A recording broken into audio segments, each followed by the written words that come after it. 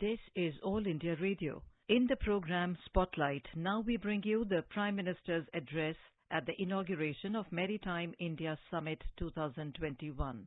Prime Minister Narendra Modi inaugurated Maritime India Summit 2021 through video conferencing today. It is one of the biggest virtual summits in the world, with the participation of more than 1.7 lakh registered participants from more than 100 nations. The Maritime India Summit 2021 is being organized by the Ministry of Ports, Shipping and Waterways on the virtual platform www.maritimeindiasummit.in. This three-day summit will be held till the 4th of March. The summit will visualize a roadmap for India's maritime sector for the next decade and will work to propel India to the forefront of the global maritime sector. Eminent speakers from several countries are to attend the summit and explore the potential business opportunities and investments in Indian maritime domain. Denmark is the partner country for the three-day summit. The virtual exhibition, along with exclusive demo sessions to be held during the event, will showcase the latest technology, products and services, as well as help disseminate knowledge about the latest developments in the maritime sector.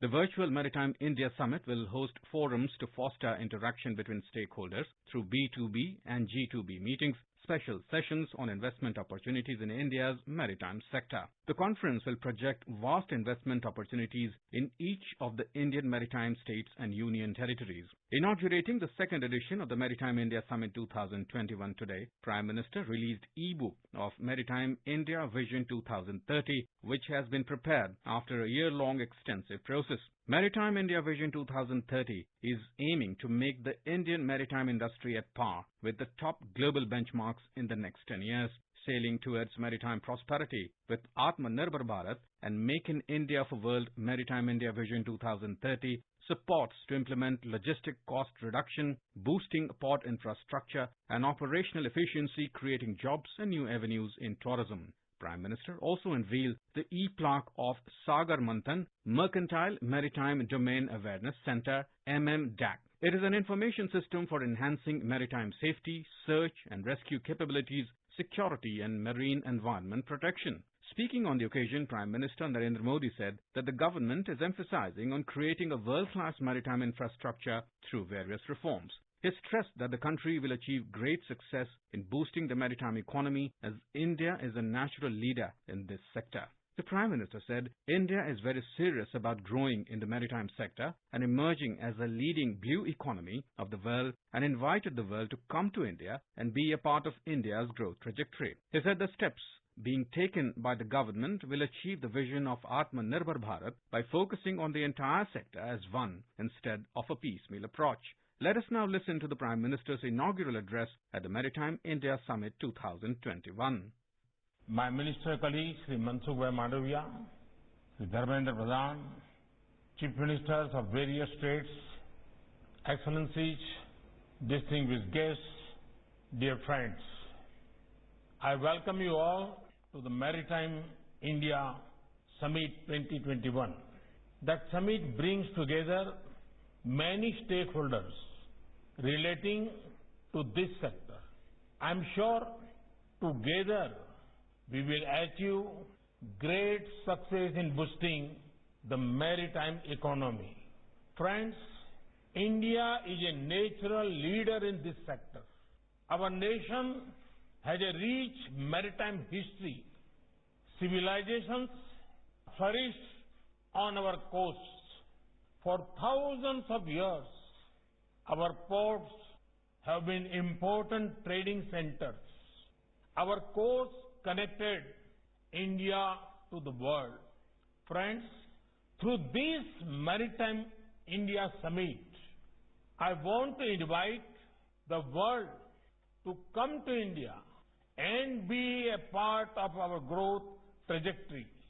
India is very sincere about growing in the maritime sector and emerging as a leading blue economy of the world.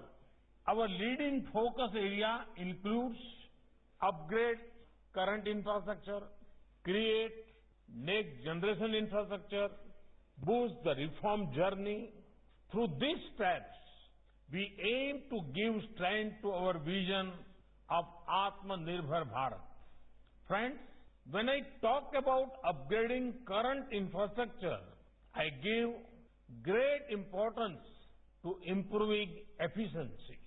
Instead of a piecemeal approach, we focus on the entire sector as one, and the results of this are visible. The capacity of major ports, which was around 870 million tons per annum in 2014, has increased to around 1,550 million tons per annum now. This productivity gain not only helps our ports, but also boosts the overall economy by making our products more competitive. Indian ports now have measures such as direct port delivery, direct port entry, and upgraded port community system, PCS, for easy data flow. Our ports have reduced waiting time for inbound and outbound cargo. We are also investing heavily in development of storage facilities at the port and plug-and-play infrastructure for attracting industries to port land. The ports will promote waste to wealth through sustainable dredging and domestic ship recycling. We will encourage private investment in the port sectors. Friends, along with efficiency, lot of work is also happening to boost connectivity. We are integrating our ports with coastal economic zones, port-based smart cities, and industrial parks. This will anchor industrial investment and promote global manufacturing activity near ports.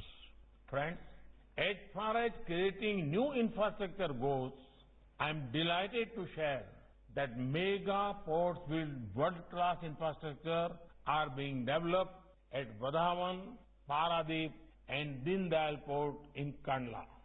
Ours is a government that is investing in waterways in a way that was never seen before. Domestic waterways are found to be cost-effective and environment-friendly way of transporting freight. We aim to operationalize 23 waterways by 2030. We would do this through infrastructure enhancement, fairway development, navigation aids, and river information system provisioning. The Eastern Waterways Connectivity Transport Grid for Regional Connectivity with Bangladesh, Nepal, Bhutan, and Myanmar will be strengthened to effective regional trade cooperation. Friends, new maritime infrastructure is a great means to boost ease of living.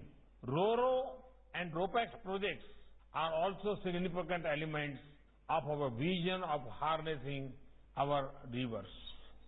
Water drones at 16 locations are being developed to enable seaplane operations.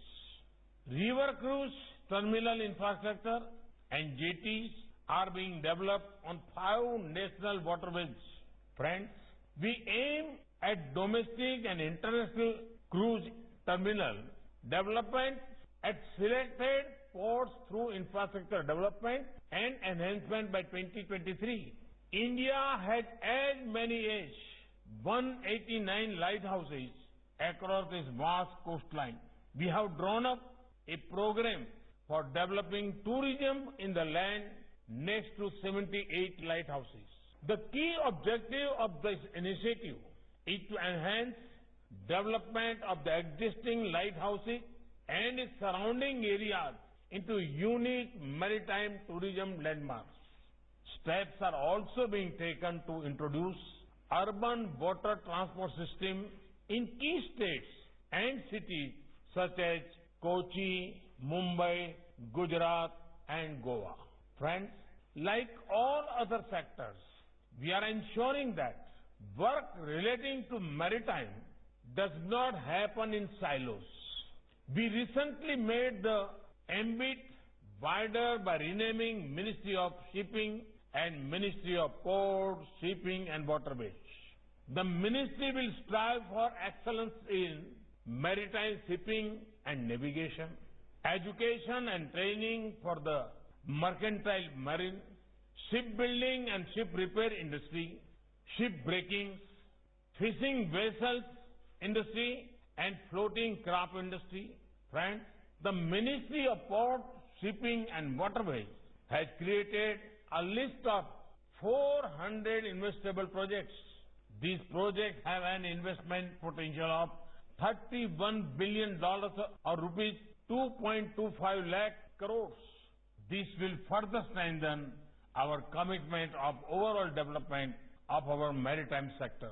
Friends, the Maritime India Vision 2030 has been launched.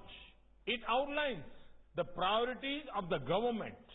The Sagar Manthan Mercantile Marine Domain Awareness Center has also been launched today. It is an information system for enhancing maritime safety, search and rescue capabilities, security and marine environment protection. The Sagarmala project for promoting port-led development was announced by the government in 2016. As part of the program, more than 574 projects at a cost of $82 billion or 6 lakh crores have been identified for implementation during 2015 to 2035. Friends, the government of India is also focusing on the domestic shipbuilding and ship repair market. To encourage domestic shipbuilding, we approve the Shipbuilding Financial Assistance Policy for Indian shipyards. Ship repair clusters will be developed along both coasts by 2022. Domestic ship recycling industry will also be promoted to create wealth from waste. India has enacted Recycling of Ships Act 2019 and agreed to the Hong Kong International Convention. Friends, we want to share our best practices with the world, and we are open to learning from global best practices. Continuing with our focus on trade and economic linkage with the BIMSTEC and IOR nations, India plans to enhance investment in infrastructure and facilitate mutual agreements by 2026. Government of India has also initiated holistic development of island infrastructure and ecosystem. We are keen to promote the use of renewable sources of energy in the maritime sector. We are in the process of installing solar and wind-based power systems at all the major ports across the country. We aim to increase usage of renewable energy to more than 60% of total energy by 2030 in 3 phases across Indian ports. Friends, India's long coastline awaits you. India's hard-working people await you. Invest in our ports. Invest in our people. Let India be your preferred trade destination. Let India ports be your port of call for trade and commerce. My best wishes to the summit. May the discussions be extensive and productive. Thank you. Thank you very much. In his welcome address, Union Minister of State in charge for ports, shipping and waterways, Mansukh Mandavia, assured all stakeholders in the sectors and investors from across the globe that Government of India is all geared up for facilitating and grounding the investments in the maritime sector and government role in the vision of Atmanirbhar Bharat. Minister of Transport of Denmark, Benny Engelbrecht, Chief Ministers of Gujarat and Andhra Pradesh, Union Minister Dharmendra Pradhan were also present on the occasion. You were listening to the Prime Minister's address at the inauguration of Maritime India Summit 2021. This program was produced and presented by the News Services Division of All India Radio. You can listen to it on our mobile app News on AIR. This program is also available on our website newsonair.com. You may email your opinion about this program at airnsdtalks@gmail.com. This is All India Radio. In the program Spotlight, now we bring you an interview with Bangladesh historian Professor Muntasir Mamoon. Interviewer is AIR Special Correspondent Dr. Atul Kumar Tiwari. India and Bangladesh share historical, civilizational and cultural ties. Bengali, which is spoken in both the countries, is a strong bond. Bilateral relations have been really warm. Dr. Muntasir Mamoon, a veteran professor of history at Bangabandhu Chair in Chittagong University in Bangladesh. The prominent intellectual is the author of several books on Bangladesh.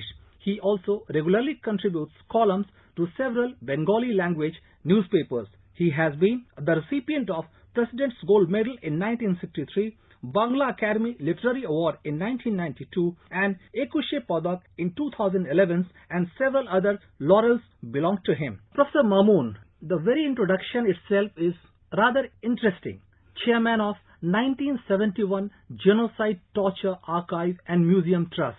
Tell us, our listeners, what this trust is all about. You see, the main feature of our liberation war is genocide and torture. The genocide and torture carried out by the Pakistani army 50 years back and their collaborators during the liberation war of Bangladesh in 1971, the then is Pakistan, can hardly be compared with any other genocide in the world.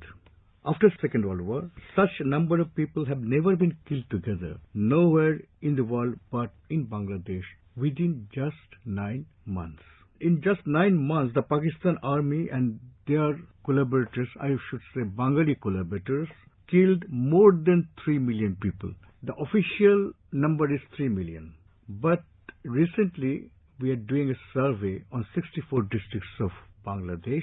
We have completed 30 districts on the surveys on genocide incidents, killing fields, torture cell and mass graves. The result of the 30 districts that we have indicates that more than 3 million people were killed and more than 5 lakh women were raped. Because at that time there was no survey, we just had a number. Now, still disappointing that still Bangladesh has not yet been able to gain international recognition of the genocide committed in 1971. Nobody supported us, only India and Soviet Union supported us. So, the genocide, you see, victory was ours, no doubt about it. But they suppressed the thing, suppressed genocide and rape. Because and we also, in our country, we emphasized on victory. Because it was for the first time in Bengal's history that Bengalis own freedom. But the main feature is genocide. So you said that the very aspect of the killings of innocent people was ignored by large number of countries across the globe. Yeah, of course. But what motivated you to come out with a structure like this? Did you want to bring it to the notice of the global community? Two things, you see. And then I have to tell about, you see, the politics of genocide. In Bangladesh, you know, after the assassination of Bangabandhu Sheikh Mujibur Rahman in 1975, the military rulers ruled Bangladesh. And their allies were pro-Pakistani minded Bengalis and the perpetrators of 1971.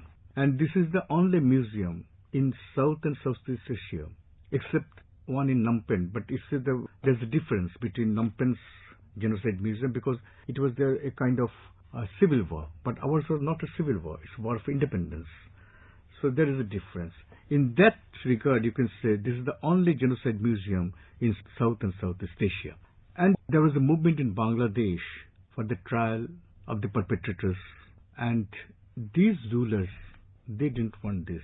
When Sheikh Hasina came to power, she started this trial, crime against humanity. So that's why you thought we should have a genocide museum so that people know what Pakistan did, Pakistani soldiers did to Bangladeshi people and their local perpetrators. So what do you have in this museum which will draw the attention of a viewer or a listener or to a layman that these are the features which make it different from any other museum across the globe? We have national museums. We are focusing on genocide and torture. That includes killing fields, mass graves, genocidal incidents, and the plight of the refugees. everything is included under the genocide and torture. Now we are showing, you see, our exhibit consists of, you see, things related to the victims. We have skulls from the mass graves. I will give you an example, a blueprint of General Niazi. This is only one piece which are exhibited in the Genocide Museum, that they had a blueprint of killing, you see. It's the only document in our country.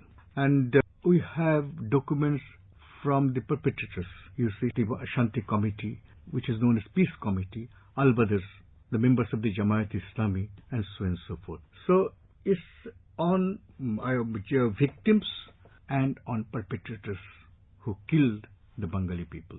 Do you think that the main reason behind these killings, or the reasons behind the then West Pakistan's design to foil or to stop the voices of the Bengali language people, was the language only reason for this? No, it's not only the language. So you see, from 1947, the central government of Pakistan were Punjabi dominated. There were 4 units, you see. But then again, it became one unit. So they not only suppressed the Bengalis, they also suppressed the Sindhis. Baluchis, still they're suppressing the Baluchis and the Sindhis. Now, we were treated as a colony, from a British colony to a Pakistani colony. So there were inequality in every field of the politics and society. So language was a cultural, we should say, cultural inequality, or they wanted to suppress the cultural identity of Bengalis, you see. So we have movement, language movement, then we have movement against army or martial law, as we know. So this sort of thing, we, from 47 to 1971, we were in the streets, always fighting against the oppression, domination, colonialism, and other things. Listeners, we are in conversation with Dr. Muntasir Mamoon, the professor and Bangabandhu chair at the Chittagong University in Bangladesh. Well, Professor Muntasir, in 2012, you appeared as a prosecution witness at International Crimes Tribunal 1, which was engaged by the Bangladesh government to try the war criminals of 1971. Yeah. In your witness account, you said that the members of the then Peace Committee used to advise Pakistani military leaders about where and how to strike the freedom fighters of Bangladesh. Professor, could you please share your views on the significant events related to the war of Bangladesh and the role of Pakistani army? You see, Pakistani army was there, but some other right-wing political parties, such as Muslim League or Jamaat-e-Islami, they supported these Pakistani soldiers because they thought Pakistan equal to Islam. So it was a sort of a jihad for them. But you see, they ignored the fact that we had different culture, different language, different land, everything. So they supported Pakistan and collaborated with Pakistan, and they made several committees like Peace Committee. Ghulam Azam, who was then at that time the chief of Jamaat-e-Islami, Bangladesh or the then East Pakistan, was a member of the Shanti Committee or Peace Committee. So there was a confusion that Peace Committee only collaborated, but our document shows they not only collaborated, they took part directly or indirectly in killings. So they confiscated the properties of Hindus, minorities, Awami Leaguers, and Mukti Juddhas, liberation war fighters. So they actively participated in the killing, raping. There was Al-Badr. Al-Badr was a Chhatru Shibir, was the student front of Jamaat-e-Islami. They were converted into Al-Badr, the killers who used to kill people, and particularly the intellectuals. You know the intellectuals killing of Bangladesh. Professor Muntasir, how do you look at the role of the Mukti Joddhas and the role of India in terms of liberation of Bangladesh? We had a historical time, no one can deny it. We are the part of the subcontinent, not only Bangladesh, other states also, Pakistan also. So we may disown it, but you can't deny history. But you see, not only the government, it is the people of India, not only the surrounding states of Bangladesh, even in Delhi, even in Maharashtra, everybody came. Why? They didn't support the genocide.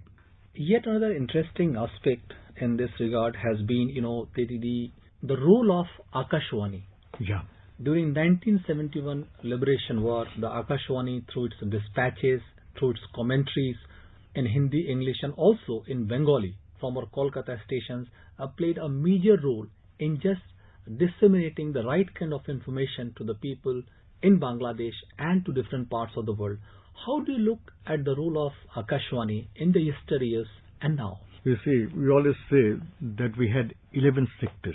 I mean, Bangladesh was divided into 11 sectors and the army were divided into 11 sectors. But I say, you see, there were many other sectors, just like the exile government, foreign civil society, and the broadcasting organizations.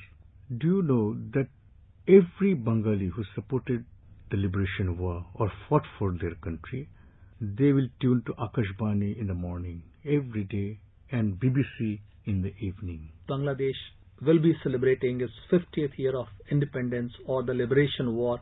The relations between India and Bangladesh, they have evolved over the years. And the chemistry between the two heads of states, Prime Minister Modi and Sheikh Hasina Wajid, it has really been full of warmth and cordiality. How do you look at the prospect of these relations in the years to come? You see, you can't change your neighbors. You can change your friends, but you can't change your neighbors. So, India, we have to depend on India, and India has to depend on Bangladesh. Maybe we're a small state, but you see, it's in a strategic location. We have our interests, India has their interests. But mutually, we have a historical tie. We cannot forget it. Yes, there's ups and downs in our relationship. But I think it's not developing, it's not flowering, and we hope it will be in that stage forever. Because if we want development in economics or culture, if we can consolidate our resource and use it for the good of common people, so this subcontinent will prosper. I cannot say anything about Pakistan because we now treat Pakistan as a failed state. India has taken over as a non-permanent member of UN Security Council this year in the month of January. How do you look at India's role in the years to come as a member of the UN Security Council, and in future India's stakes for a permanent seat in the UN Security Council? The Charter of United Nations should be changed. It's not a religious book. Only 5 states, they control the whole world. And the veto system, we condemn it. If you believe in democracy, which they profess, you see, there shouldn't be any veto power. And not if China can be a member of the Security Council, why not India? Why not one state from the Latin America? Why not one from the African region? There should be some members from this side of the world also. Only 5 nations or 5 states, they are controlling the whole world opinion resources. It is unfair. Last but not the least, Professor, you are visiting India after quite some time and you will be here. How do you look, or what fascinates you most about India as a country, as a neighbor and as a friend? I've traveled from Mizoram to Kanyakumari. It's a wonderful land. If you can see India, then you don't have to go to Europe or America to see civilization, to see variety of people, language, culture, and all amalgamated into an Indian culture, which represents hospitality, civilization, culture. Thanks, Professor Muntasir Mamoon, sharing your valuable insights with the listeners of All India Radio on various aspects related to the liberation war of Bangladesh, the genocide, and the broad dimensions of India-Bangladesh relationships and the prospects it holds in store for the years to come. Thanks a lot for joining us. Thank you very much. You were listening to an interview with Bangladesh historian Professor Muntasir Mamoon. The interviewer was AIR Special Correspondent Dr. Atul Kumar Tiwari. This program was produced and presented by the News Services Division of All India Radio. You can listen to it on our mobile app News on AIR.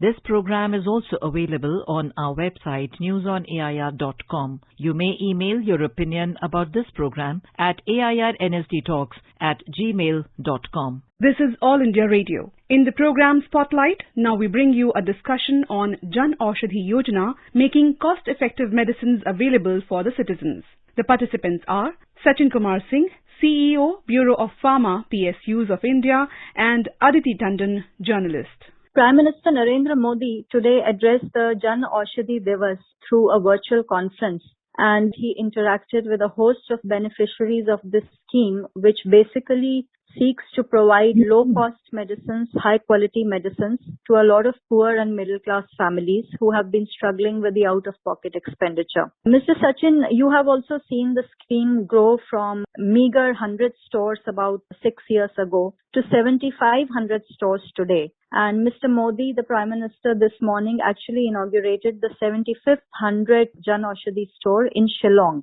And while dedicating the store to the people, he spoke of the importance of inexpensive medicines at high quality, and also how India's pharma sector, along with India's vaccination and inoculation drive, is capturing the imagination of the world, especially after the COVID-19 pandemic, and the way India has been able to, in record time, deliver 2 vaccines which are high efficacy and which are both safe. And now the Prime Minister has taken a shot. So the overall focus of the Prime Minister's speech was the importance of ensuring access to affordable healthcare through Jan Aushadhi stores.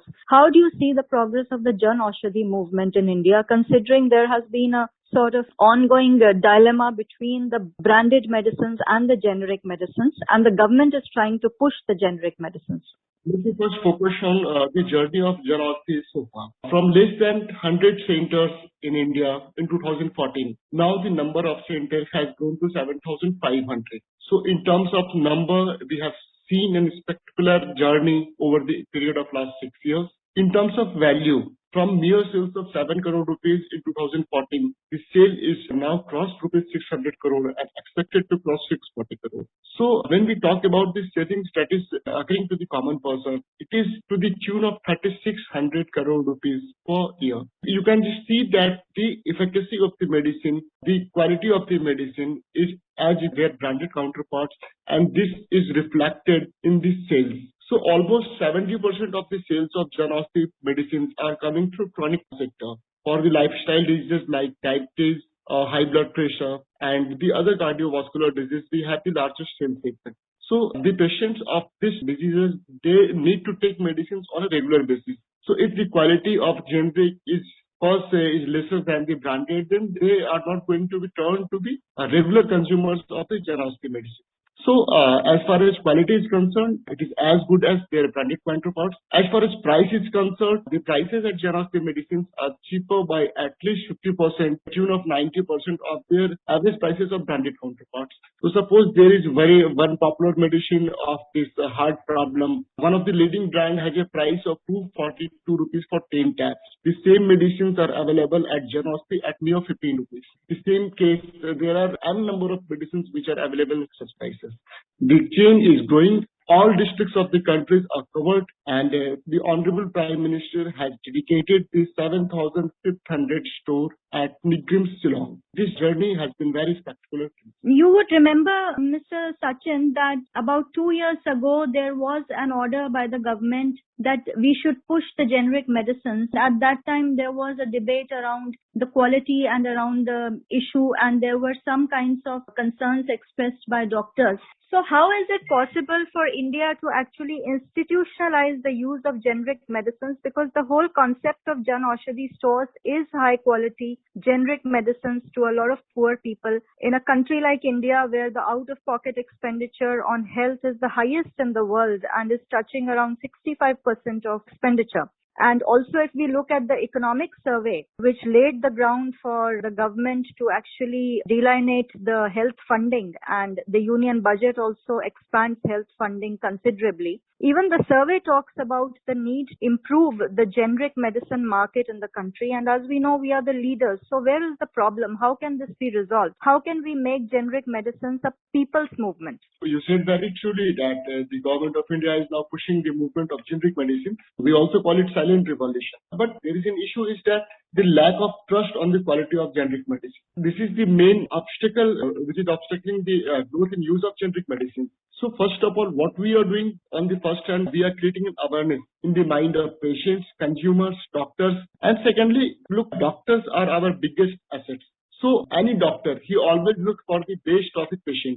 So he always prescribes the best kinds of medicine which are available in the market as per his perception. So we are doing regular consultations. Our marketing officers, they are in regular touch with the doctors. They are convincing doctors. We are providing through the Janaushadhi Kendra. They are as good as their highly expensive branded counterparts. So at least do write your prescriptions in generic medicines. And today we have facilitated so many doctors across the India. They are actually supporting us. They are now realizing that the generic medicines are as good as their branded counterparts. And in fact, doctors are now playing a very encouraging role in this movement. I am quite hopeful that they will support this movement of generic medicines. It is just the beginning in the direction of affordable generic medicines to the all. The trust base is now increasing, and the people, the doctor, the patients, they are now paying more trust to the generic. There is certain feeling within the medical sector that quality of Indian drugs, as you said, is an issue, and the government perhaps needs to do more to tell people that the quality of the medicines that are manufactured in India, the generic medicines, is not as bad as is estimated, as is perceived to be. For instance, I'll take you back to a very important survey that was conducted by the Apex Drug Regulator, if you recall, the Central Drug Standards Control Organization. The last survey that they did, the burden of spurious drugs in India. The survey had actually found out that Indian drugs are not as low in quality as previously projected by some global studies. So, this ongoing, very interesting kind of research also going on whether the global studies were deliberately projecting Indian drugs as bad, because obviously the branded market would be affected if generics are promoted. And in fact, if I might quote, the survey by the drug regulator had shown, that's the largest survey of drugs it was, and it had shown that substandard and spurious formulations were only 1 in 25 medicines, as against 1 in 7, which was the previous estimate due to some global studies. Let me tell you one thing, that all drugs that are manufactured legally in India, all of them are being made as per Indian pharmacopoeia or the British pharmacopoeia if they are following that. So, and there is a very well set quality mechanism to ensure that only the best quality drugs which satisfy all the standards that are set by the government is being released to the market. So it is to say that Indian drugs are inferior or less in quality is not true. They are as good as their global counterparts. And India is the country where one of the largest congregation of WHO GMP certified manufacturing facilities are here. So any drug what we sell through the Janaushadhi, they are procured only through those suppliers for facilities are WHO GMP certified. Then every batch of drugs, they are tested from NABL accredited labs, and after getting a positive test report, only then they are being released to the market. So there is a very well set quality control mechanism available, and the Indian procedures, Indian protocols, Indian regulations, they are very categorically defined, and they are very stringent. So any drug which is being manufactured in India legally, they have to satisfy a very well set protocols about the quality, and after getting satisfied, only then they are being released to the market. So to call that the Indian drugs are inferior in quality is not good. Whether it is branded, whether it is generic, there is no difference in the eye of law as far as the qualities are concerned. So any drug which is sold legally in India, there is no doubt about their quality. They are as good as their global counterparts. The Prime Minister today said a very important thing. He mentioned that the plan of the center is to actually expand the Janaushadhi store network from 7,500 to 10,000 very soon. Yes. And he also said that perhaps an experiment can be also started to put ECG machines in Janaushadhi stores. This, of course, after one of the persons associated with Janaushadhi in Karnataka mentioned how he had used the store to install an ECG machine and to help people get tested at the Janaushadhi store, which is closer to the community rather than go various kilometers down to the city. So is that experiment feasible in the kind of setting that the Janaushadhi stores have, since you run some stores? I am very happy to inform you that we are expected to cross the sales turnover of 625 crore this year. And this was the target for the next year, that is financial year 21-22. So we are going to achieve it earlier. In the same way, the target for 10,000 stores is being set for financial year 23-24. But I am very much sure that we will achieve this much earlier as vision by our Honorable Prime Minister. And the ECG experiment, the Dr. Kamath is a very well learned and very popular doctor in the Mangalore. So he, from his side, he started giving this kind of services to the Jan Aushadhi Kendra. So many doctor friends, so many pharmacists, so many para-nursing staff, they are doing similar kind of activities to the Jan Aushadhi Kendra out of their duty or contribution to the society. So as far as to make policy about this, sure, if Honorable Prime Minister guided us, and we will work upon it. We always think to utilize Jan Aushadhi Kendra to support multidimensional benefits to the health sector. In the week, today was the last date for the Jan Aushadhi week concluded. So 1st of the March to the 7th of the March, a wide range of activities were carried out. There were medical check camps, more than 5,000 medical check camps were organized. Then in the similar way, there was a program to teach them young, that is to interact with the young men to make them aware about the generic medicines. There was a day on 4th March, Suvidha Se Samman. So the awareness to the women of this country about the safe practices and the use of safe sanitary napkins. So a lot of activities are going on, and Jan Aushadhi Kendras are doing multidimensional service to the society. It was mentioned by the PM today that 75 Ayush drugs will also be added to your list. Which kind of drugs would this be? We got a list from the Ministry of Ayush. We are working on that, and very soon all the procedures are to be completed. And these are like common Ayush medicines. For example, Ashwagandha is there, Triphala is there, Haridra is there. So these are to be sold at our Jan Aushadhi Kendra. Mr. Sachin, one question that comes to mind is Prime Minister today mentioned that 3,600 crore worth of money is being saved through Jan Aushadhi stores annually by beneficiaries. Who can then spend this money in other better things in life like education of children and other things. What is the kind of expansion of the beneficiary base that has happened between 2014 to now, since we are making a comparison of the past 6 years? How many people used to access the stores in 2014 and what is the subscriber base now? Do we have any data to that effect? You can judge from the volume of sales and the number of stores. In 2014, the volume of sales was near 7 crore rupees and the number of stores was 86. And now today, the number of stores is 7,500 and the volume of sales is greater than 600 crore. So it itself speaks about the difference, the journey we have covered through 2014. So right now, more than 1 to 1.25 crore people per month, they are utilizing the benefits of Jan Aushadhi Kendra. Right. There's one thing that I would like to ask you. It has been mentioned that the incentive under the scheme, to promote this scheme is being raised from 2.5 lakh to 5 lakh. Yeah. What does that mean and who can actually open the Jan Aushadhi store? What kind of a requirement and eligibility is there? Because apparently a better incentive is given to people of the scheduled caste and tribal communities to open Jan Aushadhi stores. There are two kinds of incentives available for opening Jan Aushadhi Kendra. The first one is the sales made.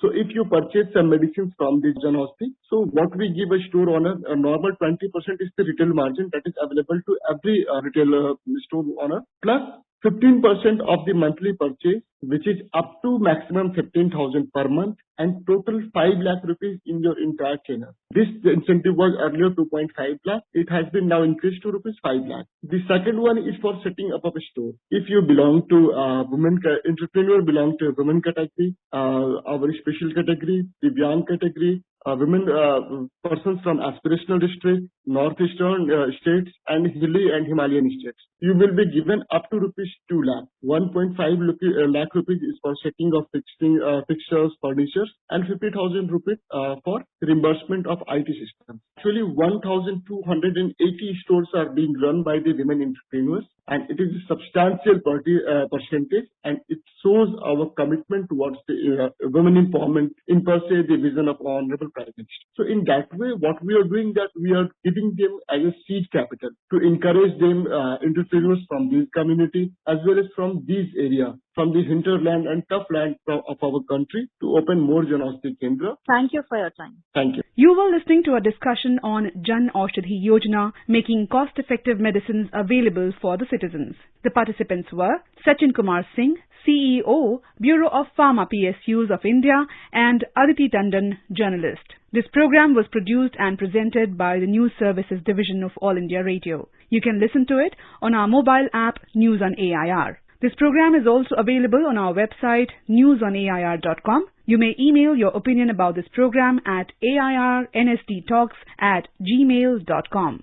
This is All India Radio. In Spotlight now, we bring you a special program on women achievers, women on the move. She's like sunshine, flying with the time. Battling all the odds, she's singing her own rhyme. She's a woman, in every role she's divine.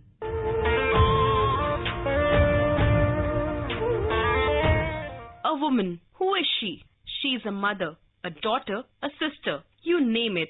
The quintessential woman who not only nurtures the family and the society, but the world with her poise, dignity, warmth and affection for all. The theme of International Women's Day this year is Choose to Challenge. Today, we bring to you stories of women who challenged the norms set by the society. They were driven by their passion and are now an example for the society. There are innumerable women influencers who have left a mark on the society with their distinguished work. Today we will bring to the fore the stories of such women influencers whose work has brought them laurels. The year 2020, as you all know, was battered by the pandemic. Life was tough for one and all. But in these trying times, there are women who have selflessly served the society. Yes, you got me right. Doctors were praised by the Prime Minister at several occasions. Every section of the society praised doctors for their selfless service. Dr. Uma Kumar, the head of Department of Rheumatology at AIIMS, shares her experience of working at the time of a global health crisis. Yes, this unprecedented pandemic has changed working life of a doctor like anybody else's life. And not only in India, all across the globe, clinicians are struggling to cope up with the needs of the patients. And system is already so overstressed by now. And I also had to work under so much of negativity around and fear that I might spread deadly virus to my family, who are actually very diligently following COVID appropriate behavior. So there was anxiety and distress. But amidst all this, there was a hope which helped me in pulling through that phase. And I continued working and was in constant connect with my patients. And when we join medicine, we accept the hazards associated with our profession. So pandemic did not deter me to do what I wanted to do and what I had been doing for so long.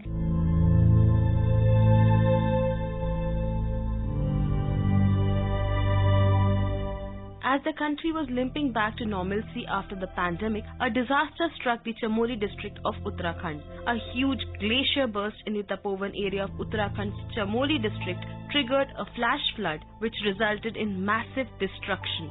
As soon as the news broke, Swati Bhadoria, DM Chamoli, immediately rushed to the spot for crisis management.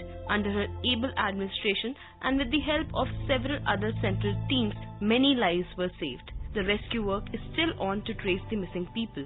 Ms. Bhadoria recalled the incident and shared details of the rescue and relief work. At around 10:40, I was informed that an avalanche has hit the villages of Reni and Tapovan in our district, and I immediately rushed for the spot.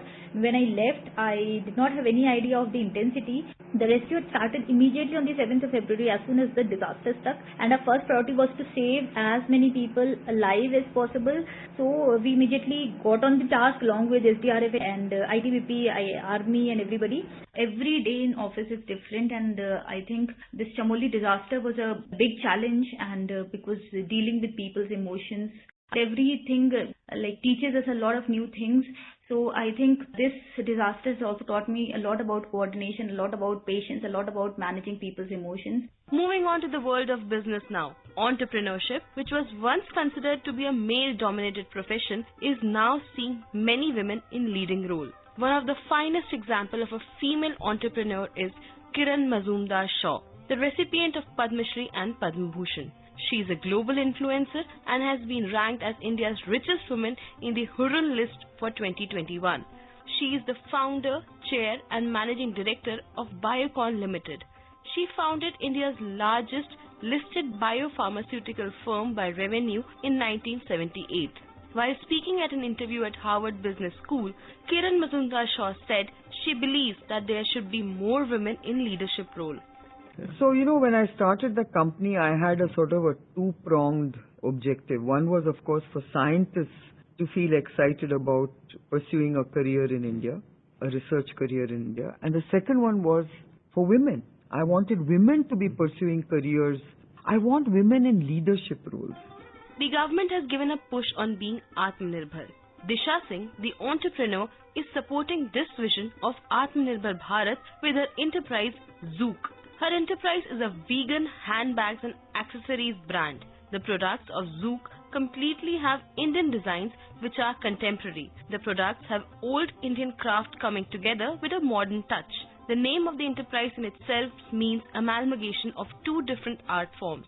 Disha Singh proudly says that they are completely Indian as the raw material to which they source are from various parts of India. Also, currently she has employed over 70 Indian craftsmen. Zook is dance form which is an amalgamation of two different forms, and that is what we are also trying to bring in when we are building out Zook, right, wherein we are trying to get the rich heritage of India into the modern hands today, right, like by making modern products. When we say that we are an Indian brand, it is not only that, all our products are manufactured in-house in a facility in Mumbai. All our products are also Indian looking. So not only everything that we do is based out of India, like all our karigars are from across India, that Indianness also speaks in our product itself. So we have a strength of more than 70 plus karigar in our manufacturing facility. In the different domains, we have more than 10 plus people. The fabric that we source also for our bags is sourced from different parts of our country as well. So we are, truly Indian. What is a life without adventure? We bring to you the story of Padma Shri Anshu Jamsepa, the mountaineer who created world record by scaling the Mount Everest twice in 5 days. Yes, you heard me right. She is the world's first woman to climb Mount Everest twice in 5 days. She has scaled Everest 5 times till now. In 2011, she scaled the Everest twice in a season. She earned the record of being the first woman to scale the world's tallest peak twice in a season. In 2013, she climbed Everest for third time. In 2017, she created the world record. This is for the first time ever a woman has climbed Everest this fast. Ms. Jamsepa shared her experience. She also spoke about the challenges she faced. Ms. Jamsepa believes women should have faith in themselves and follow their dreams. I have climbed 5 times altogether, but weather it plays a major role. So in all these 5 attempts, except in one summit, rest of the time the weather was very bad. That was the biggest challenge that I had to face. And then also nowadays, like a lot of people, they go to climb Everest. So traffic is again another issue because a lot of immature climbers, they also come. So that becomes really difficult. You have to wait in the queue. It makes your climbing slow. So in that altitude, even if you stay there for 1 minute or say, then a lot of chances are there to get the frostbite. If you are mentally fit, if you're determined, then you can achieve anything and everything. From the mountains up above the sky, let's have a look at women flying high. India has the maximum number of female commercial pilots as compared to other developed nations. Captain Nivedita Bhasin of Air India has many firsts in her name. She started flying in the year 1979 as a glider pilot. She is the youngest female pilot to command a jet plane. She was also the co-pilot of world's first all-women crew flight from Kolkata to Silchar in 1985. She is also the first female pilot to fly the Boeing 787, the Dreamliner. Captain Nivedita Bhasin shared the memories of her initial days as a pilot. She says there has been a welcome change in the country as people have accepted women pilots wholeheartedly. I joined the airline in 1984. I was very young at that time, hardly turned 21, and I think it was just being at the right place at the right time. When I joined the airline, I flew the Fokker Friendship, thereafter came on to the Boeing 737, and soon after, within 4 years of joining, I got an opportunity of becoming a captain on the Boeing 737, and like my male colleagues, I was of course the only woman in the batch. I was really young, so that's how I ended up as being the world's youngest woman jet captain.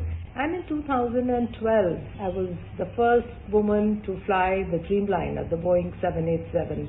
And I had the opportunity to bring back Ferry, the second Dreamliner from the US to Delhi. I think the younger generation needs role models. If they see us, they believe they can do it. In our times, we didn't need role models. Our passions Our passion was enough to carry us through what we wanted to do. In those days, which was of course 36, 35 years back, it was very different. It was very odd for passengers to see women flying, and many a time we had passengers getting off the planes just because we saw a woman at the controls. They were not so sure that we women could fly. Everybody has become more comfortable. They look for us on flights now, and they are quite happy to see us, in fact. So I think Indian Airlines allowed us, gave us permission, and did not discriminate at a time when the entire world was discriminating against women pilots. Even now, there are certain airlines which do not take women as airline pilots. So I think we should thank our airline for allowing us and for giving us an equal opportunity to fly alongside Indian Airlines and Air India. Now let's listen to this beautiful voice from Mizoram. 4-year-old girl from Lunglai, Mizoram, Esther Namte, whose soulful rendition of Vande Mataram took internet by storm last year.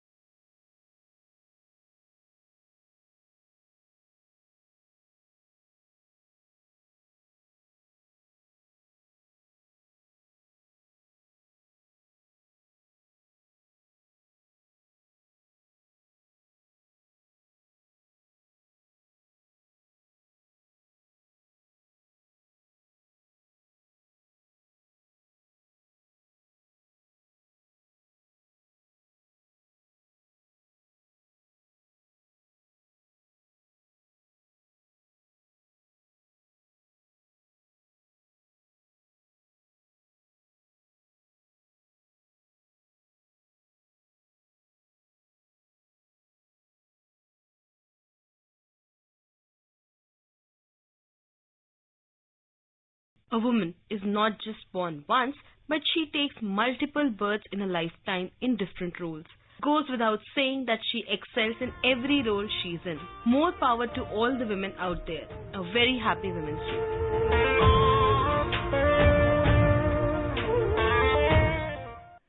You were listening to a special program on Women Achievers, Women on the Move. This program was produced and presented by the News Services Division of All India Radio. You can listen to it on our mobile app, News on AIR. This program is also available on our website, newsonair.com. You may email your opinion about this program at airnsttalks@gmail.com. This is All India Radio. In the program Spotlight now, we bring you a discussion on Prime Minister Swasthya Suraksha Nidhi and healthcare initiatives for the citizens. The participants are Shekhar Iyer, political analyst, and Aditi Tandon, journalist. The Union Cabinet, chaired by Prime Minister Narendra Modi, yesterday approved the Pradhan Mantri Swasthya Suraksha Nidhi, which is a single non-lapsable reserve fund for share of health from the proceeds of health and education cess levied under the Finance Act of 2007. The cess that was earlier announced by Finance Minister Nirmala Sitharaman in her budget speech. As we all know, Mr. Iyer, that during the budget speech, the Finance Minister stressed hugely the well-being and health sector. In fact, listing it as the very first pillar of the 6 pillars that she used to build the budget for this year, because it's a COVID year and the last year has actually been devoted to the management and response to COVID. So the fact that this particular fund will not lapse at the end of the financial year is a very important indicator. And also it is important in the sense that it helps to enhance access to universal and affordable health care by ensuring availability of earmarked resources. Because in health, the issue has always been budgeting and public spending on health. And the idea is to actually take public spending on health to a minimum of 2.5% by 2020. Although we are far from that goal, but attempts are being made to reach there. How do you see yesterday's decision of the Cabinet? Indeed, Aditi, as you mentioned, this is going to be a non-lapsable fund, which is basically addresses the problem of budgeting and also the problems faced by our planners in the health ministry and other experts. What happens is when they look at 2-year plan or a 3-year plan or a year-to-year plan, often the problem comes how to handle the funds, because many cases they lapse. Then again, you have to go through the process of getting fresh approval and then fresh allocation. This is to do away with all that. As the name suggests, health and education cess is collected with the aim of addressing the education and the healthcare needs of very poor families in India. Now, with the cess, unlike other tax, cess is collected for a particular purpose and cannot be diverted for any other. And the other thing is that this cess applies to all the income tax assessees. Everybody pays tax. In fact, this cess was first introduced in the Union Budget of 2018 by then Finance Minister Arun Jaitley, who had replaced the earlier secondary higher education cess of 3%. Now, since then, this cess has been collected because the normal case is the tax goes to the consolidated fund, which can be used for any other purpose. But when you earmark it for education and health cess, then it is only meant for this purpose. So it cannot be used for any other purpose. And also in this year budget, as you mentioned, the post-COVID scenario where the government has decided to double our budget because the health spending has now gone up from 94,492 crore. It has almost gone to 2,23,846 crore. As you mentioned, Nirmala ji specifically mentioned about health and well-being. The whole concept is both preventive health and taking a look at the holistic health. And of course, this year, the large part of this budget is going towards meeting the COVID-19 vaccination, for which 35,000 crore has been allotted. Because the government's aim is to eventually increase the health expenditure up to 2.5% of the GDP by 2025. Even in the economic survey, it was estimated that an increase in health spend, even if you let it go up by 1%, say from 2.5% to 3%, that can decrease a lot of out-of-pocket expenditure that keeps happening. Something like when you are providing over health care, which is not in a very planned way, that means a lot of money is spent in different heads. So the whole idea is to do it in a more systematic way and focus on those 3 important things. One is Ayushman Bharat, the health wellness centers. The second is the Jan Arogya Yojana. Then also the National Health Mission, which has again 2 components. You have the Rural Health Mission and the Urban Health Mission. And the other important project that the government has is the Prime Minister Swasthya Suraksha Yojana. I would like to draw your attention to the Parliamentary Standing Committee report on the health sector that was tabled in both the Houses of Parliament 3 days ago. And an important observation of that committee was that while the committee applauded the government for the fact that health and well-being as one holistic sector has been clubbed for the first time in a long time. Because as you would remember, Mr. Iyer, the National Health Policy of 2017 had actually argued for a holistic approach to health. And it had said that the government should stop looking at health in silos. Like, for instance, for the first time, Finance Minister, when she declared and announced her budget estimates and provisions, she mentioned how she's clubbing various sectors under well-being. For instance, health as well as water and sanitation, Ayush, Ayush, the package for vaccination, nutrition, as well as Finance Commission grants for water and sanitation. So the entire budget put together came to the figure that was actually 137% over and above the previous budget estimates. But of course, if you look at only the Ministry of Health and Family Welfare, it was 32% of that overall budget. So that is the reason of this particular discrepancy. But nevertheless, the government has started moving in a direction of holistic approach to health. How do you see the fact that a lot of sector allocations have been clubbed under the well-being segment? Because this is the first time we are seeing such a shift. Indeed, Aditi ji, the fact that it was not being looked at in a holistic way, because essentially it was thought of, looking in terms of improving primary health care, then improving the tertiary care, then looking at the district hospitals, then you had the system of creating AIIMS-like institutions, then there was a talk of multi-speciality hospitals at district level. And the other idea was that you look at the prenatal and postnatal care. There were several things which by themselves they were projects, but to look at it in holistic terms means if you are concentrating on, let's say, preventive health care. So that also requires you look at the basic hygiene kind of that is available as a quality of life.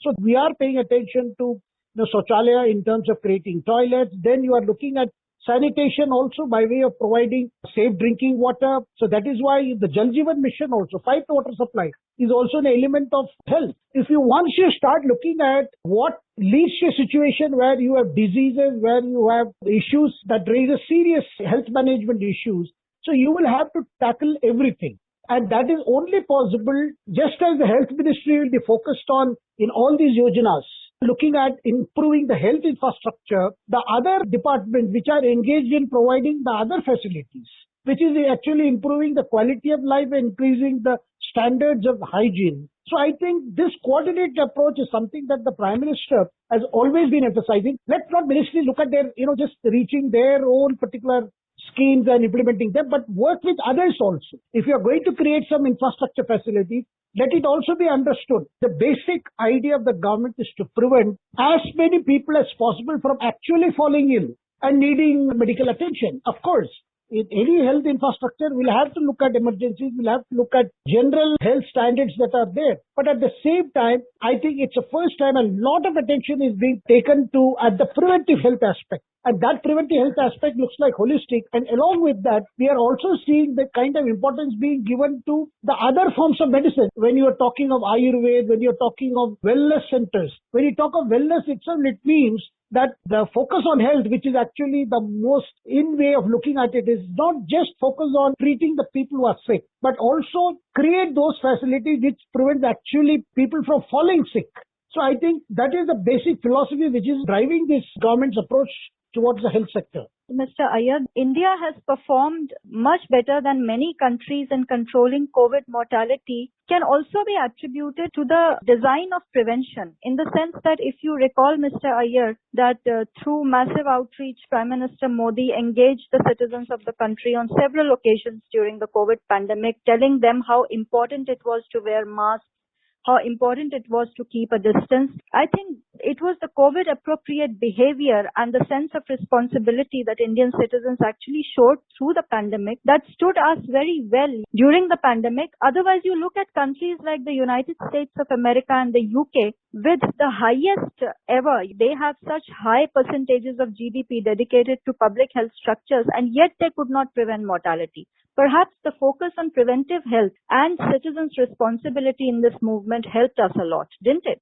Absolutely. Our general impression always been that in a country like ours, where the health infrastructure requires a lot of upgradation, we were actually wondering how are we going to tackle this problem of corona pandemic. But right from just a year ago, when the WHO actually declared the pandemic is on and every government went official with the crisis that was looming large, we saw our government looking at whatever is possible and whatever it takes. That is why you saw a campaign to include the people's involvement.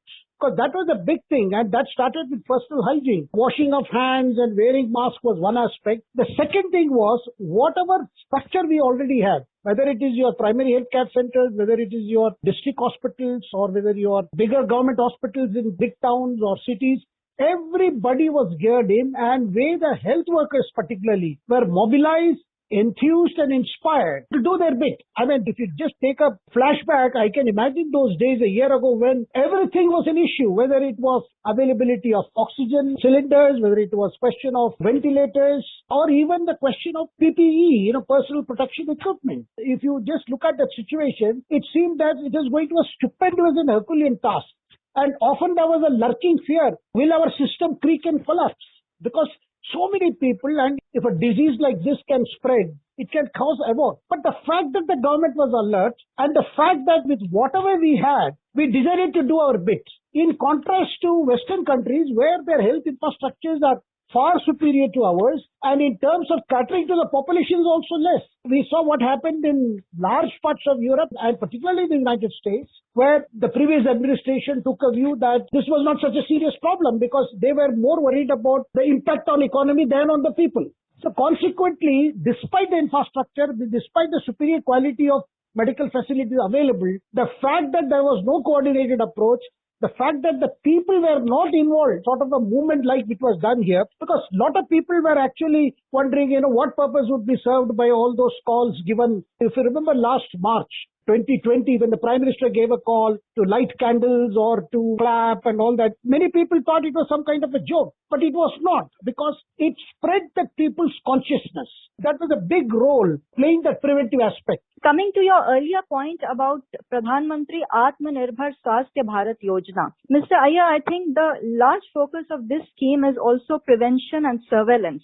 I was looking at the nuances of this scheme, and it says that a key learning from COVID has been the strength of India's integrated disease surveillance program, which is led by the National Center for Disease Control. Perhaps not many people know, but out of 734 districts of India, 730 districts actually have an IDSP center today, which actually helps us to detect disease, test, track and treat, which was the soul of the COVID response in India. And the Pradhan Mantri Atmanirbhar Yojana, which will have an allocation of 64,180 crore over 6 years, will further strengthen this surveillance mechanism. What do you think about this scheme? Because it will help us prepare better for any potential pandemic in future, because pandemics are not going to end.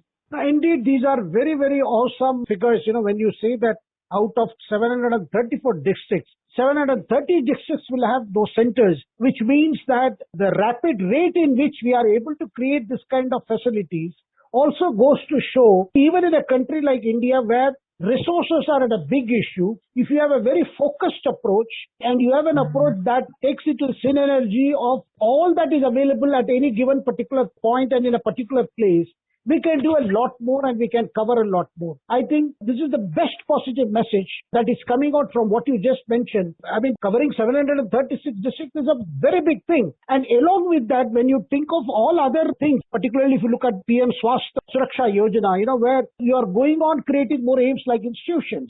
And at the same time, we've also seen the kind of attention that is also being paid for creating the resource personnel. That is one of the biggest challenges, the availability of doctors. And the government has been talking of the new medical education policy also, which looks at creating a medical college created at every district, so that people from that region itself will, enroll as students and qualify and work in those very areas. Because this paucity of medical personnel is another challenge, which is also an element of the country's health education policy.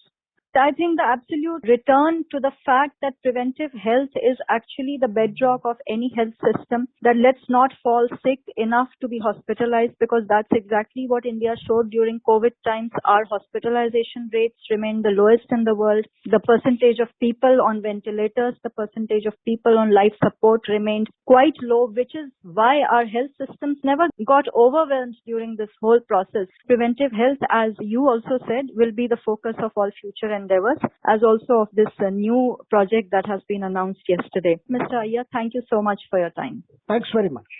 You were listening to a discussion on Prime Minister Swasthya Suraksha Nidhi and healthcare initiatives for the citizens. The participants were Shekhar Iyer, political analyst, and Aditi Tandon, journalist. This program was produced and presented by the News Services Division of All India Radio. You can listen to it on our mobile app News on AIR. This program is also available on our website newsonair.com. You may email your opinion about this program at airnsdtalks@gmail.com. This is All India Radio. In the program Spotlight, we now bring you a discussion on setting up of Development Finance Institution. The participants are Sharat Kohli, Economic Analyst, and Arjun J. Chaudhary, AIR Correspondent. The Union Cabinet today approved the bill for setting up financial institution called DFI, the new Development Finance Institution. Mr. Kohli, could you tell us the exact reason why the Cabinet has approved a bill for setting up this financial institution? What would be its role in terms of the infrastructure objectives of the government? When you move from a developing economy to a developed economy, the one thing which identifies these countries and differentiates these countries from a developing country is a very solid and a robust infrastructure. So I think when the Prime Minister put his dream of taking the country to the very near goal of $5 trillion economy, we're already around $3 trillion. So when he declared that let's all aim towards having $5 trillion, the very first thing which I think struck the minds of the think tank of the government is development of infrastructure. And in the current scenario, when the last 1 year has been extremely difficult for the entire world, we found that jobs were lost, we found that the businesses had to scale down, government revenue dried up, and the overall economic pace slowed down. In fact, the first 2 quarters meant country going technically into recession, although we're glad that it has now come out of that theoretically recessionary phase. Now, the only and the best way for the country to come out of this recession was spending. And I think there was a lot of debate when Atmanirbhar Bharat Abhiyan was launched on the spendings by the government. And here we go now. The government has taken the lead of making the infrastructure spend. And having said that, I would like to state here that even before Corona, the National Infrastructure Investment Fund was already done. I mean, National Infrastructure Pipeline was announced much earlier, and the country was committed even before Corona crisis to invest about 102 lakh crore rupees to develop infrastructure. So I think with that goal in mind, I would say the Finance Ministry, the government has extrapolated that and gone one step ahead by making the announcement of opening DFI, which is called the Development Fund Institution. So the institution means that will be formulated in the form of a bank where government has made the first move to contribute. In fact, 5,000 crores of initial grant has been given. Another 20,000 crores would be given as capital by the government. So basically, the character of the bank, the Development Fund Institution, would be that of like a World Bank, wherein the capital will be raised from various institutions and maybe in future from retail investors also sometime down the line, maybe not immediately. You might see participation of sovereign funds, insurance funds, pension funds, for which some amendment to Stamp Duty Act would have to be done, because to allow these funds to pool in money or invest in this DFI, I think some amendments would be done, but that of course is a legislative process which will be done sooner or later. But when the money comes in, this money will then, or to make our listeners understand easily, once these funds come in, which means these pension funds, sovereign funds, the government grant, the government capital, when everything comes down into DFI will start disbursing money for large infrastructure projects. Now, in case our listeners want to know that what kind of infrastructure projects, broadly speaking, we are looking at ports, we are looking at national highways, we are looking at rail facilities, we are looking at setting up of industrial parks and so on and so forth. I mean, the list can be endless in terms of the total investment which the government plans. So I think from moving from an emerging economy to a developed economy, I think this is the best road that the government could have taken, the best doorway that the government could have set up to enter into the world of developed economy for every citizen of our country. Mr. Kohli, let's now get to the nitty-gritty of how this actually functions in terms of the advancement of a loan or the disbursement of it. So what kind of guarantees or participatory conditions are actually imposed by the lender on the borrower? Could you just explain that for the benefit of our listeners? Because clearly the borrower would be a beneficiary in terms of your MSME, who would be looking to ensure that they can participate in any bid process or be part of a project. This will function like a lending institution. That this will not be like a shopping bag where you can go and shop for money and invest. This will function like a development bank. And for our listeners who have seen the functioning of institutions like IDBI, IFCI, or for those who know how does World Bank or something like an IMF functions, I think they would get a better feel. But nevertheless, to help you understand easily, the pool of resources which will be created from the the government, and from these sovereign funds, pension funds and insurance funds, they will come in here. And then suppose a person wants to launch. When I say person, I mean either a government agency or a non-government agency or a semi-government agency or a PPP model, which we call it as public-private partnership. You file an application, prepare the project that we would like to set up. For example, you would like to set up a port on coastal area. You prepare the project report, submit the project report, prepare the total outlay. How much do you think you're going to invest? Who are going to be the beneficiaries of this project? You will have to provide feasibility of this project. I have a feeling, although the nitty-gritties of DFI is yet to come in front of the people at large, but I think in all probability, private infrastructure promoters would also be allowed. As I said, you will have a three-pronged model, a pure government, that is, suppose a state government wants to develop infrastructure, the state government can approach DFI. There is a private promoter, a private company, a private developer, a private infrastructure player who wants to develop something, he can come forward. Or there is a PPP model, whereas a government and a semi-government agency or a private agency want to come together. They can approach DFI, they can submit their project report, their feasibility report, and the feasibility report should have a very detailed description of the nature of the project, who are, as I said, who are going to the beneficiaries, who is going to be the total outlay, how much time is it going to take to complete the project, what contribution will that project make to the overall country's infrastructure in terms of its utility and in terms of its value. With all these details, you make a submission to DFI. I'm talking in present tense to help you understand easily. You make a submission. The committee on DFI, the board of directors of DFI, whatever is the organizational structure, like it happens in case of IDBI or other government institutions, there'll be a board of directors. There's going to be a credit approval committee, which will be headed by competent people. They will study the infrastructure report. They will study your feasibility report, and approval would be given, sanctions would be made for the development of the project, whereafter the funds would disburse, and DFI would monitor the progress of that particular infrastructure to see that it is coming in line with the intended objective. So I think the procedure is going to be very simple. It's not going to be like drastically different from the way other such financial institutions have been functioning. Mr. Kohli, the bottom line is that whatever loan is advanced, it should be a secure transaction. So who is going to guarantee this loan? That's one. And secondly, the government has already stated that it would be the 100%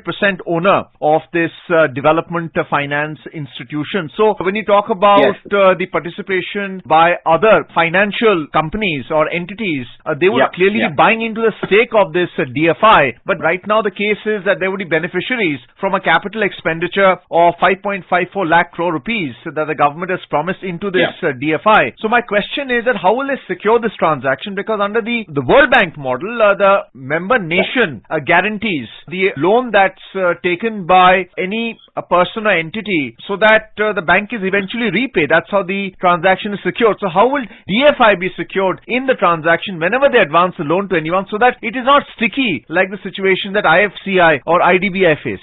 I mentioned about three kinds of borrowers. One borrower could be a third party government agency itself, that is another government agency which wants to promote the project, which can knock the doors of DFI. The second agency could be a state government, where a state government wants to develop in one of its state capital or other regions some infrastructure related project, it can knock the doors of DFI. Third could be PPP model, that is public-private partnership, where there is a government agency and there is a private promoter, both come together. And fourth and the last model also could be there, where there could be purely a private promoter. Now, to answer your question very precisely, in all the four categories, as far as the first category is concerned, where another government agency is developing the project, I think there is going to be a sovereign government guarantee anyway, because it's the left arm guaranteeing the right arm, so it's the same body basically. When it comes to state government knocking the doors of DFI, I think the sovereign guarantee of the state would be there for the repayment, like it happens when state borrows from RBI and other institutions. Coming to the third one, when it's a PPP model, I think the government undertaking or the government agency which is partnering with the private institutions or private promoters will ensure that those private promoters are able to provide sufficient collateral security. The security of the project and sufficient collateral security has to be there, which can be used in case there is a default. In the fourth category, where there is a complete private involvement in developing the infrastructure and the private, I would say, promoter is big enough to knock the doors of DFI, we must also remember that when a private player develops infrastructure, so it is under BOLT process, which is build, operate, lease, transfer. So only for a certain period of time, the ownership, or I would say quasi-ownership of the project, remains with the private player.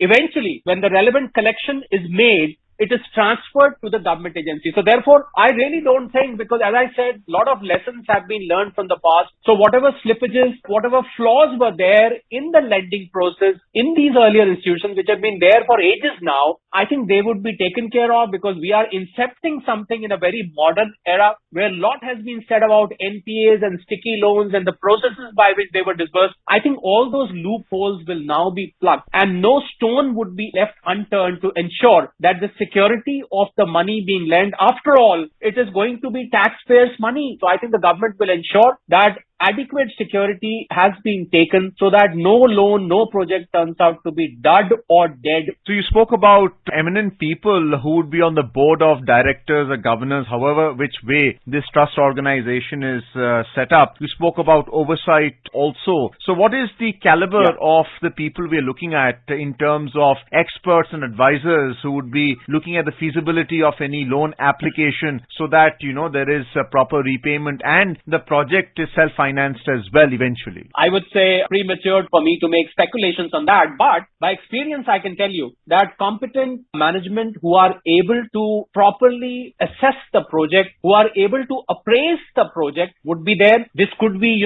chairman of the various banks. These could be representatives of RBI. This could be senior bureaucrats who've got experience of credit appraisal. This could be senior people who've handled financial institutions. This also may have people with international experience of being in IMF or World Bank. So it could be a combination of this collective wisdom which may come in, because at the end of the day, you have a dual objective of developing the country and financing the projects. I think DFI has got a dual objective. So you need experts who are able to fulfill both these objectives. Look at the advantages. This will result in creating jobs. This is going to make ease of living accessible to everyone. This is going to make ease of doing business. It may raise India's index on ease of doing business to a higher level. I mean, we may be able to attract more investments. Any developed world, I think, catches attention of rest of the world. I think same thing is going to happen here. Not that India is right now not attracting investment, but I think this would prove to be kind of an engine of growth, and India needs about $4.5 trillion of investment in infrastructure by the year 2030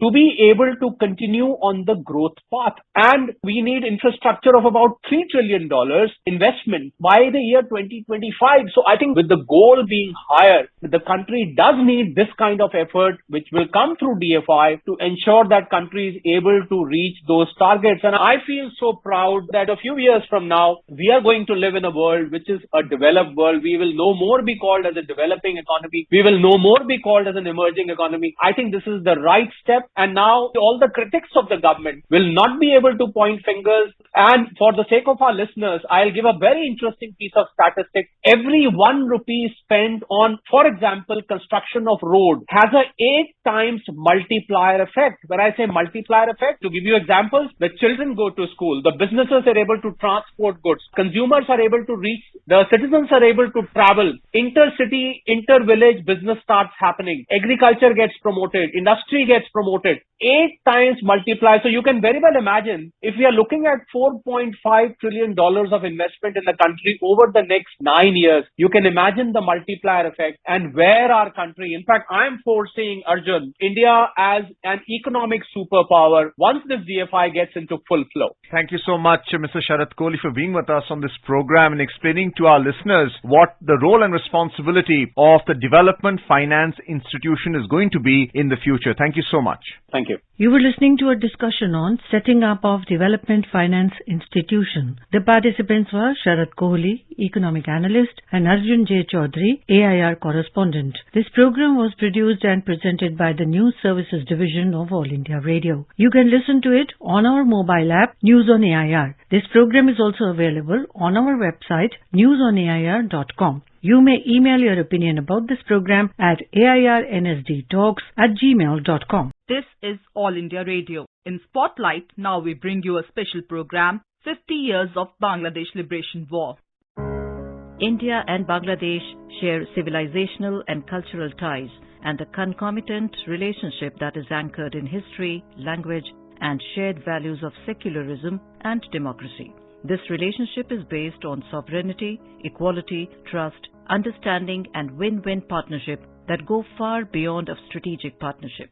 India was the first country to recognize Bangladesh as a separate and independent state and establish diplomatic relations with the country immediately after its independence. Over the years, this bond has grown leaps and bounds, and the cooperation between the two is discernible in various sectors, including new and high technology areas. 26 March 2021, Bangladesh is completing 50 years of Bangladesh Liberation War, which lasted for roughly 9 months in 1971, resulting in Bangladesh's independence from Pakistan. This war transformed the geopolitics of South Asia and witnessed the surrender of 93,000 Pakistani soldiers. A war which unveiled the real face of Pakistan saw atrocities being inflicted on its own people in the erstwhile East Pakistan.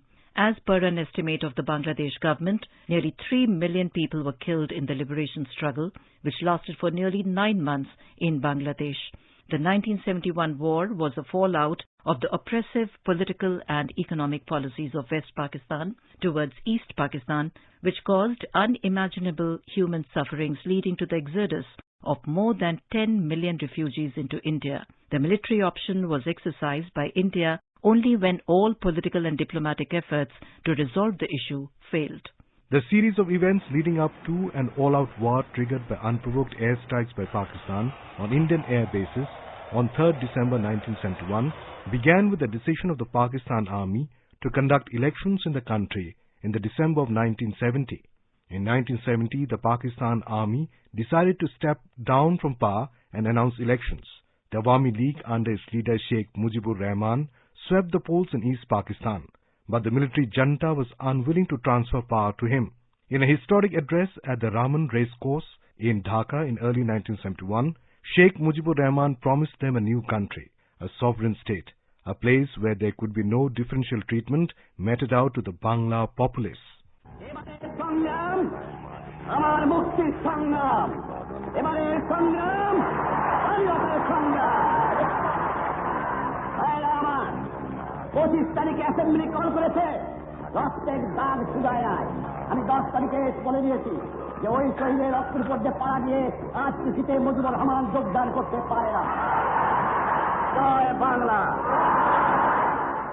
Mukti Bahini, or the Mukti Fauj, with an aim to realize the dream of a sovereign Bangla nation, was formed to follow up the dream of Sheikh Mujibur Rahman. The uprising in East Pakistan sent panic waves to the West Pakistan, which appointed Lieutenant General Tikka Khan as the administrator for the East Pakistan. Lieutenant General Tikka Khan organized a brutal crackdown in East Pakistan and is considered to be the chief architect of the Operation Searchlight.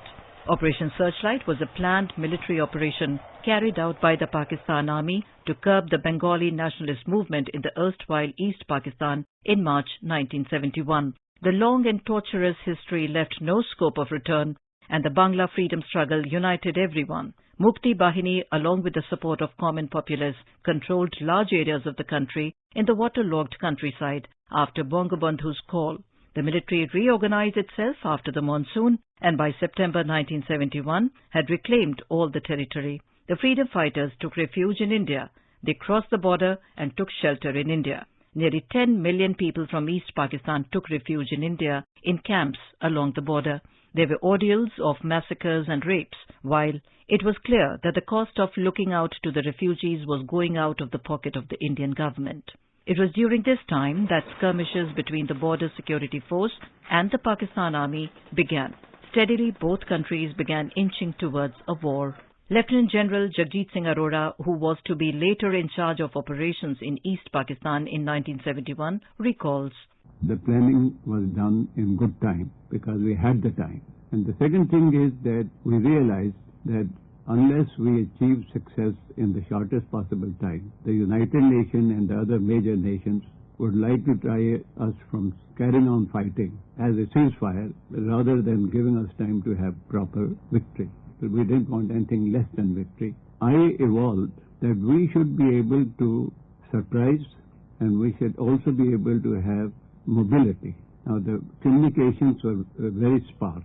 Indian Army registered victory at the Battle of Boira even before the war had officially begun. On 21st of November, fierce brigade battles were fought at Boira in the western sector, Hilli in the northwestern sector, Akhora in the eastern sector, and Sylhet in the northeastern sector. At Boira, American-built 3 Pakistani Sabre fighters were destroyed by Indian Nats in the skies. The war officially began on the 3rd of December when Pakistan attacked forward Indian bases. The attempt went in vain. The then Prime Minister of India, Indira Gandhi, addressed the nation at midnight.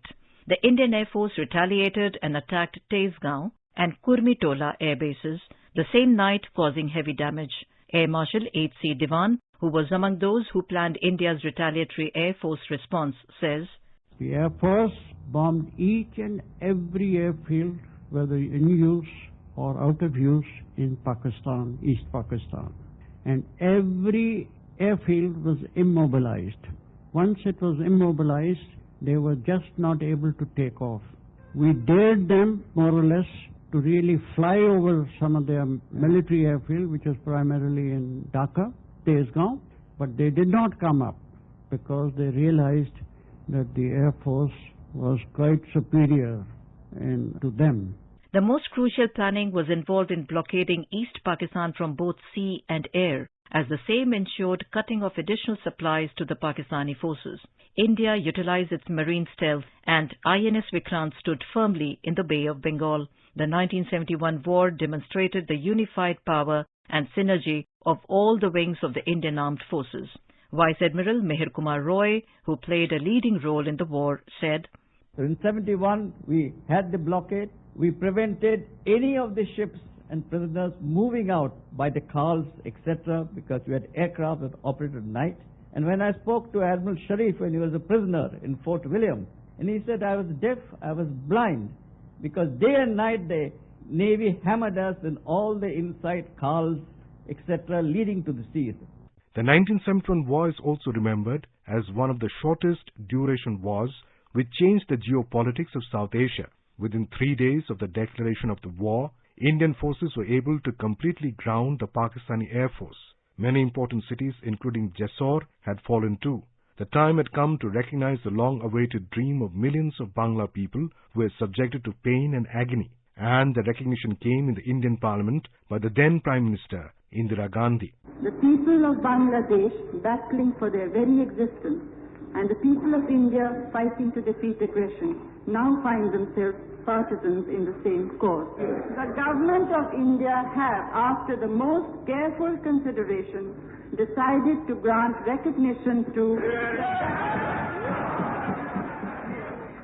The Eastern Command, which was planning and executing the operation on the ground, ensured that the war must not go for long. Any attempt by the Pakistani forces to retreat was thwarted. Displaying their indomitable spirit, the 41 Mountain Brigade took the control of Jenida, another important town in the southwestern part of the erstwhile East Pakistan. Displaying great military prowess, Lieutenant General Sagat Singh of the 4th Corps bypassed 45 towns of Komila and marched for Chandpur and Daukhandi. Then Chief of Eastern Command Lieutenant General J.F.R. Jacob, "We planned the campaign in such a manner so that we'd move fast and we would suffer the minimum casualties. To do this, we at Eastern Command selected our main objective to be Dhaka, and we then selected subsidiary objectives to assist in this. They were not towns, but communication centers and command and control centers. For example, in the western sector, we selected Magura and Faridpur. In the eastern sector, we selected Chandpur and Daudkhandi. On the eastern front, the Indian forces crossed Meghna River after a 36-hour-long airlift operation, as the bridge over it was destroyed by the retreating forces. The local population and the Mukti Bahini assisted the Indian forces with boats. We had, with Mukti Bahini, been able to achieve favorable situation as far as the civilian population is concerned. So wherever we went, they were there ready to help us. Whether they are rickshaws or they had country boats for crossing river, rickshaws for carrying our stuff. Pakistan planned to use its US-made submarine, PNS Ghazi, to attack INS Vikrant. Outsmarting their sinister plan, the Indian Navy was successful in hunting down the submarine near the coast of Visakhapatnam. Vice Admiral Prakash, who was on INS Vikrant, said, "Ship-like aircraft carrier is a very big target. And in fact, the whole honor of the Indian Navy was crystallized in this one target. I received message straight away that Gandhi sunk. Now it was a tremendous relief." On the other hand, on land as well, the Indian forces displayed great tactical and military acumen. The 2nd Para Battalion para-dropped in the Tangale area on the afternoon of 11 December. This ensured that the Pakistani forces in the Minmansingh sector couldn't reinforce Dhaka. Once again, the Mukti Bahini and the local population played crucial role in making this operation successful. The 7th American Fleet was approaching the Bay of Bengal. It became imperative to finalize the fall of Dhaka. To achieve that, I felt that I must help the army in a bigger way and to quicken up the whole process of marching towards Dhaka. The closest that the army echelon or the army advanced troops were, they were in the north. So we had used this paradrop in the north of Dhaka. 10 days into the war, and on 12th of December, Pakistani troops started to surrender in various sectors. By then, Dhaka was full of Indian troops who moved from Tangail and Narsingri. The number of paratrooping forces swelled as the time passed. Soldiers from the 95 Mountain Brigade reached Joydepur, a suburb of Dhaka. Palping no point of return, Pakistani President Yahya Khan authorized East Pakistan governor to take all steps to end the fighting. The governor resigned after a crucial meeting. 2 days before the final surrender, General Niazi went to the U.S. Consul General to send a message to General Manekshaw asking for a ceasefire and safety of his troops. General Manekshaw agreed and asked the Pakistani army to surrender to his advancing troops. General Jacob on the developments. As we landed, I was received by the Pakistan Army Chief of Staff, plus there were the foreign press, the whole lot of them, as well as the United Nations representatives who offered us their good services to negotiate. I felt that they had no role in this surrender, so I thanked them, and I then proceeded on towards Niazi's headquarters. We had a lot of trouble in reaching Niazi's headquarters. The fighting was still going on in the bits of the town. We could hear the firing, and Mukti Bahini stopped us, and they wanted to attack Niazi's headquarters. I told them Niazi was about to surrender and there was no point in doing so. The instrument of surrender was signed at the Dhaka race course at 4:31 in the evening on the 16th of December. General Jacob arranged the surrender formalities. General Jagjit Singh Arora, who took the surrender talks about the memorable event. I had decided that we take the surrender in public view. So that's why the surrender was taken on the race course. And the public has gathered there in absolutely large numbers, which has had a tremendous effect on public. 70,000 defense and 2,000 paramilitary personnel had surrendered. On the 12th of January 1972, Sheikh Mujibur Rahman was sworn in as the Prime Minister of Bangladesh. Indian forces in their fight for humanity fulfilled the dreams of millions of Bangla people. The year 2021 was a watershed moment in the history of India-Bangladesh relations. The year also marks the golden jubilee of the establishment of formal diplomatic relations between both the countries. Bangladesh and India have a rock-solid relationship, further cementing the ties between the two countries as Bangladesh celebrates Mujib Borsho. The Gandhi Peace Prize for the year 2020 has been conferred on Bangabandhu Sheikh Mujibur Rahman by the Government of India. Prime Minister Narendra Modi told that Bangabandhu was a champion of human rights and freedom and is a hero to Indians as well. The legacy and inspiration of Bangabandhu has made the heritage of both the countries more comprehensive and deep-rooted, and the path shown by Bangabandhu has laid a strong foundation for the partnership, progress and prosperity of both countries over the last decade. Long live India-Bangladesh friendship.